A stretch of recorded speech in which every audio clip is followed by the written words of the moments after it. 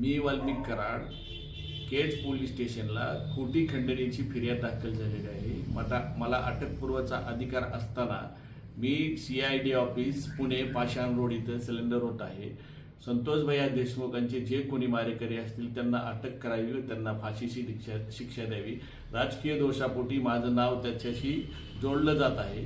Police तपासात जे निष्कर्ष निघाले मी जर दोषी दिसलो तर न्यायदेवतांनी मला जे शिक्षा देईल ती मी भोगायला तयार आहे। मी वाल्मिक कराड केज पोलीस स्टेशनला खोटी खंडणीची फिर्याद दाखल झालेली आहे। मला अटकपूर्वचा अधिकार असताना मी CID ऑफिस पुणे पाषाण रोड इथं सिलेंडर होत आहे। संतोष भैया देशमुखांचे जे कोणी मारेकरी असतील त्यांना अटक करावी व त्यांना फाशीची शिक्षा द्यावी। राजकीय दोषापोटी माझं नाव त्याच्याशी जोडलं जात आहे।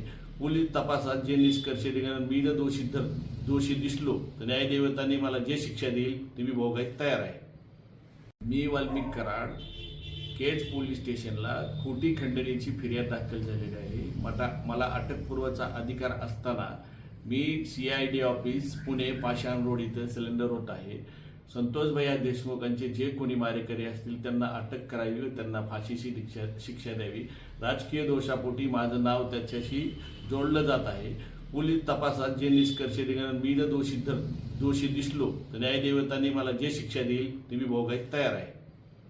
आवाज माणदेशाचा, माणदेशातील प्रत्येकाचा, माणदेश प्राईम। सबस्क्राइब करा आणि अपडेट रहा।